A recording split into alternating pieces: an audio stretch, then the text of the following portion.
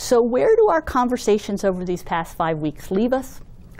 I think with a very clear set of opportunities. And I'd like to talk about how we can take advantage of those opportunities at a strategic level now. For me, the first thing to recognize is the importance of staying in the question. The power of reframing is foremost among design's gifts, but to get it, you have to be willing to stay in the question. Now, this is not a new thought. Long before I even knew what design thinking was, or even that it existed, I was fascinated by a quote from Rainer Maria Rilke. Now I know what he was suggesting so long ago when he said, "Have patience with everything unresolved in your heart and try to love the questions themselves." Live the questions. Perhaps then you will gradually, even without noticing it, live your way into the answer. And a similar thought was echoed in some recent research I did by an Irishman who helped to bring design thinking to the city of Dublin. He told us, "We all have a tendency to jump to solution mode far too quickly. Design thinking approaches force you to really live in this unclear, sometimes very muddy place to get a better understanding. This ends up producing a much better understanding of the problem and the challenges that you're trying to solve." So design thinking can help us to ask better, deeper questions. Questions that expand the boundaries of the search itself. To the extent that the path to innovative solutions begins by asking innovative questions, the contribution here is significant. One of the most serious challenges we face in our quest for innovation is our own impatience, which makes us rush to solve instead of taking the time to understand. And it's design's insistence that we stay in the question that is so very valuable. The second opportunity I'd like to talk about is to search for higher ground, not common ground. Why do we settle for common ground? Because we don't know how to get to higher ground.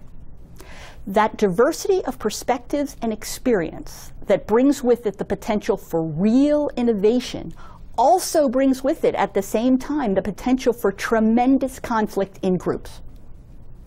One of the best kept secrets about design thinking, I think, is its power as a collaboration tool.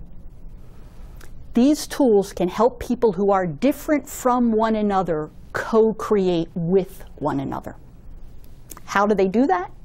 Well, I've always loved the concept of satisficing, a term coined by Herb Simon.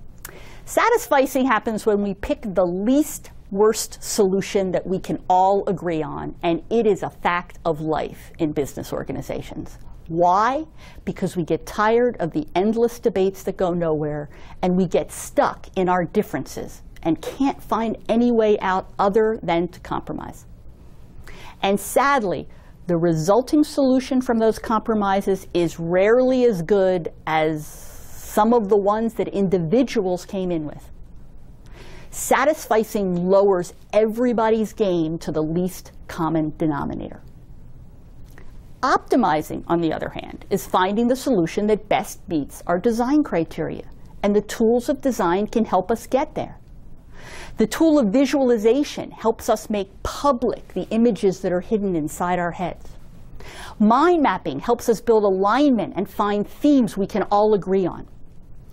Assumption testing requires that we put our differences out in the open and then be willing to go get data to test who's right. And prototyping makes ideas tangible so that we can iterate and improve them together. The communal tools of design can raise everyone's game by leveraging difference as a positive force. Design thinking succeeds in part because it refuses to get caught up in debates and either-or thinking. Instead, it insists that we develop shared insights and ambitions before trying to generate ideas, and that we use data from experiments rather than debates in conference rooms to determine the most effective course of action. Let me talk about a third opportunity I think that design thinking represents. It's less discussed, but it's important, I think. And it's the contribution of design thinking to help us curate, to drill down to the essence of an issue and see what really matters. This is an increasingly important role in today's business environment. In fact, curation has become a new buzzword. Wired magazine even announced recently that we have entered the age of curation. And why is that? Well, according to Wired, we're surrounded by too much music, too much software, too many websites, too many feeds, too many people, too many of their opinions, and so on. Now, we know that too much of a good thing can be bad for us. In fact, research demonstrates that too much information actually degrades the quality of our decisions. But is all that information bombardment we live in likely to let up soon? I don't think so. I predict that the future will place even more value on the ability of a design process to cut through the complexity and find those nuggets of wisdom. But what does it really mean behind that buzzword, to curate? Well, I like to think of it in terms of what a museum curator actually does. First, they survey what's out there to make sure that all of the important works have been identified. And we've got design thinking tools like ethnography to help us uncover the hidden but essential insights. Then museum curators make judgments about what matters and what doesn't. Here, our design criteria keep us focused on the essential qualities of solutions, rather than letting us get distracted by what doesn't really matter or what our boss, instead of our customer, thinks of something. Then curators assemble some combination of items. And that combination works together in a special way to create value. That's how brainstorming can help us create new concepts instead of just creating a big batch of individual Post-it notes. Concepts in which the elements work together to create a powerful effect, like wheels on luggage. And finally, curators tell great stories. Stories that inform and educate. We've all visited museum exhibits that leave us feeling dazed and confused. How different it is to visit one that presents a compelling story of an artist and his or her ambitions and accomplishments. And you know, in this crazy world where the most scarce resource may be just our own limited time and attention, design can help us figure out what to pay attention to and tell us what really matters. Another opportunity. And I think it comes from putting all of these other things we've talked about together. When you put the factors that we've talked about, aligning us around a common definition of the problem and the criteria of a great solution, getting full engagement on everyone's part in the creation process, and focusing on what really matters versus what doesn't, they all add up to an enormously valuable quality in today's environment, and that is speed.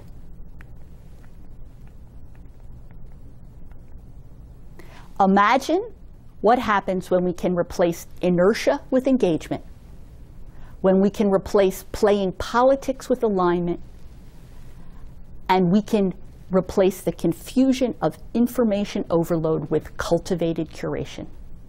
What's happened? You've created fast where you used to have slow. In most organizations I work with, the highest payoff is not innovating the solution itself, but in innovating how people work together to implement the new possibilities they see amid organizational lethargy, bureaucracy, and risk aversion. Design's ability to deliver engagement and alignment and curation greatly enhances speed by removing the friction and the drag created by trying to unite people with different views of the world around a new idea. By drilling down to core insights and building a shared mind map of the current state, and then translating that into design criteria, the debates so common over new ideas tend to just go away. Because the question becomes whether or not the idea meets the criteria with sufficient rigor to be moved into experimentation.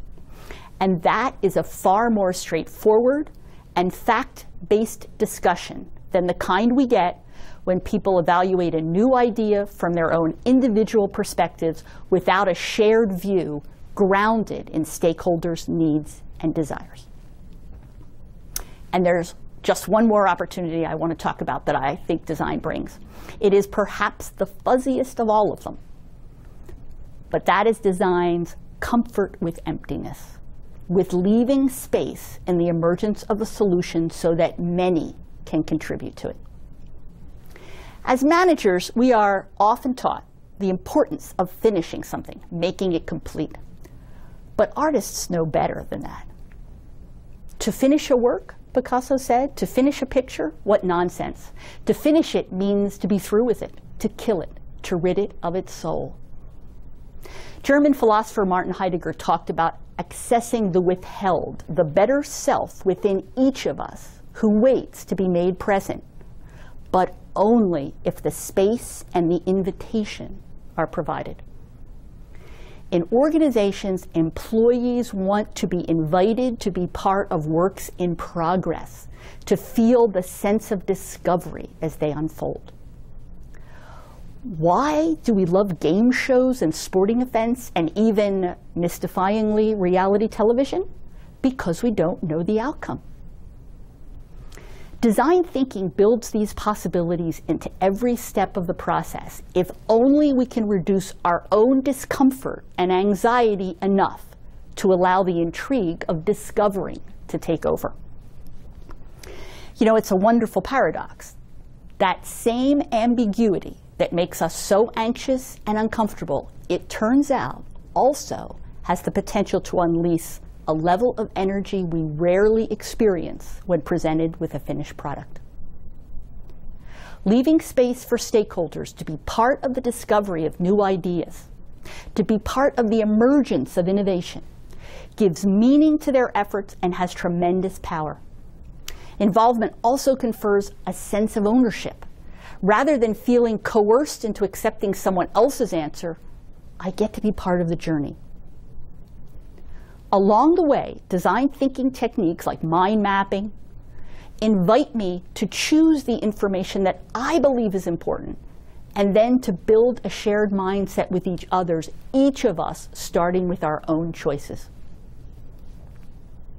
In one of my favorite cities, Barcelona, is one of the most compelling buildings I've ever entered. It is Antoni Gaudi's great unfinished cathedral, Sagrada Familia.